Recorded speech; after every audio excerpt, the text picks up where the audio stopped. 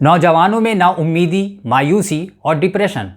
नौजवानों में जज्बाती उतार चढ़ाव आम सी बात है, जैसे बड़ी उम्र के ख़वातीन हज़रात का मामला है। लेकिन चूँकि नौजवान जल्दबाज होते हैं और जल्दी जज्बाती कैफियत से असर लेते हैं, लिहाजा उनका मामला कुछ नाजुक हो जाता है।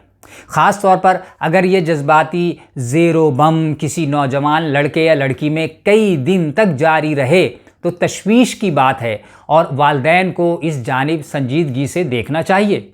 नौजवानों में डिप्रेशन की सबसे बड़ी वजह उमूमन करियर में नाकामी और इम्तिहान में कम नंबर है। इसके असल ज़िम्मेदार उसके वालिदैन होते हैं, जो इस गलत फहमी में मुब्तला रहते हैं कि अगर मेरे बच्चे ने स्कूल, कॉलेज, यूनिवर्सिटी में अच्छा ग्रेड नहीं लिया तो उसकी ज़िंदगी बर्बाद हो जाएगी।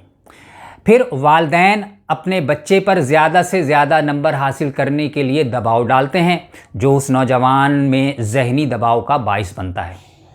अगर बच्चे के अच्छे नंबर ना आएँ तो वो ख़ुद को मुआशरे के लिए उज़्व मुअत्तल समझना शुरू कर देता है।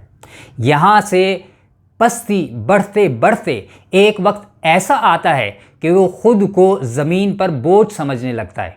इसके बाद अगला कदम ख़ुदकुशी है। उमूमन लोग ये समझते हैं कि ये मामूली गम या पस्ती की कैफियत है जो चंद रोज़ में ख़ुद ठीक हो जाएगी, लेकिन ऐसा नहीं है।